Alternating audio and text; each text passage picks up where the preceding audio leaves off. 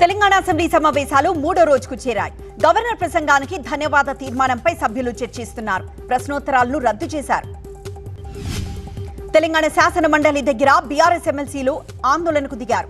పసుపునకు మద్దతు ధర కల్పించాలని డిమాండ్ చేస్తూ ప్లకార్డులు ప్రదర్శించారు. అసెంబ్లీ సమావేశాల నుంచి జగదీష్ రెడ్డి సస్పెన్షన్ ను ఎత్తివేయాలని స్పీకర్ కు విజ్ఞప్తి చేశారు సిద్దిపేట ఎమ్మెల్యే హరీష్ రావు. ఆయన వ్యాఖ్యల్లో దురుద్దేశం లేదన్నారు. ఏపీ సీఎం చంద్రబాబు పశ్చిమ గోదావరి జిల్లా తణుకులో పర్యటిస్తున్నారు.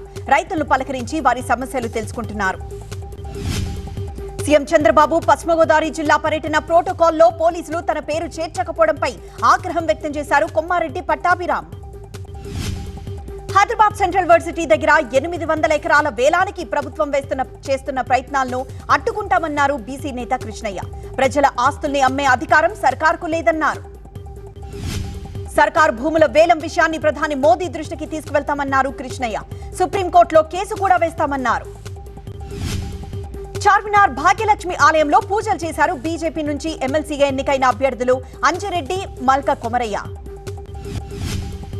జయకేతనం సభలో పవన్ ప్రసంగాన్ని ప్రశంసించారు చిరంజీవి. ప్రజల ఆకాంక్షలు నెరవేర్చే నాయకుడు వచ్చాడన్న నమ్మకం మరింత బలపడిందన్నారు. బహుభాషా విధానంపై పవన్ కు కౌంటర్ ఇచ్చారు నటుడు ప్రకాష్ రాజ్. హిందీ భాషను బలవంతంగా రుద్దొద్దని చెప్పడం మరో భాషను ద్వేషించడం కాదన్నారు. అమరావతి వెంకటపాలెంలో ఇవాళ సాయంత్రం శ్రీనివాసుడి కళ్యాణం జరగనుంది.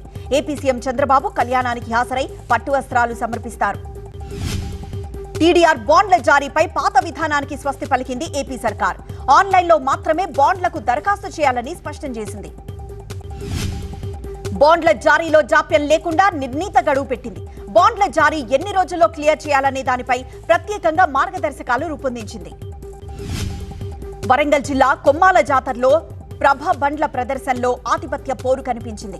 కాంగ్రెస్ లోని 3 వర్గాలు పోటాపోటీగా ప్రభలతో రావడంతో ఉద్రిక్తత పెరిగింది. కొండా మురళి, ఎమ్మెల్యే రేవూరి, ఇనుగాల వర్గం ఆధిపత్యం కోసం చేసిన ప్రభల బండ్ల ప్రదర్శన స్థానికంగా చర్చనీయాంశమైంది. ఎస్ఎల్బీసీ టన్నెల్లో సహాయక చర్యలు 22వ రోజుకు చేరుకున్నాయి. టన్నెల్లో చిక్కుకున్న వారి జాడ కోసం ప్రమాదం జరిగిన ప్రాంతానికి రోబోలను పంపారు. సాంకేతిక పరిజ్ఞానంతో రోబోలను ఆపరేట్ చేస్తూ కార్మికుల జాడ కోసం వెతుకుతున్నారు. ప్రమాద ప్రాంతంలో గుట్టలుగా పేరుకున్న బురదను రోబోలు తోడిపోస్తున్నాయి. తెలుగు రాష్ట్రాల్లో ఒంటిపూట బడులు ప్రారంభమయ్యాయి. ఇవాటి నుంచి వచ్చే నెల 23 వరకు ఒంటిపూట బడులు కొనసాగుతాయి. ఏపీలో ఉదయం 7:45 నుంచి మధ్యాహ్నం 12:30 వరకు తరగతులుండగా తెలంగాణలో ఉదయం 8 నుంచి 12:30 వరకు తరగతులు కొనసాగుతాయి. అసెంబ్లీ సమావేశాల నుంచి బీఆర్ఎస్ ఎమ్మెల్యే జగదీశ్వర్ రెడ్డి సస్పెన్షన్ పై హైదరాబాద్ పాత బస్తీలో బీఆర్ఎస్ నేతలు నిరసన తెలిపారు. సస్పెన్షన్ ఎత్తివేతకు డిమాండ్ చేశారు. నల్గొండ క్రాస్ రోడ్ దగ్గర జరిగిన ధర్నాలో సీఎం దిష్టిబొమ్మ దహనం చేసిన 21 మంది బీఆర్ఎస్ నేతలపై పోలీసులు కేసు నమోదు చేశారు.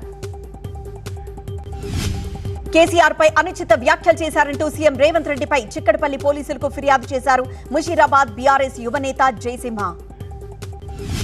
కడప జిల్లా పులివెందుల్లో వైఎస్ వివేకా వర్ధంతి సందర్భంగా సమాధుల తోపు దగ్గర నివాళులర్పించారు ఆయన కుటుంబ సభ్యులు. వివేకా హత్య జరిగి 6 ఏళ్లైనా న్యాయం దక్కలేదన్నారు వివేకా కూతురు సునీత. హత్య కేసులో ఒక్కరు తప్ప మిగతా వారంతా స్వేచ్ఛగా తిరుగుతున్నట్లు ఆరోపించారు. విశాఖ స్టీల్ ప్లాంట్ పరిరక్షణ కోసం సాగుతున్న కార్మికుల దీక్షకు మద్దతు పలికారు సిపిఎం నేత రాఘవులు. ప్లాంట్ ను అమ్మితే సహించబోమని హెచ్చరించారు. స్టీల్ ప్లాంట్ కు సొంత గన్లు కేటాయించాలని డిమాండ్ చేశారు రాఘవులు. ప్లాంట్ ను సేల్లో విలీనం చేసేంత వరకు పోరాటం ఆగబోదన్నారు.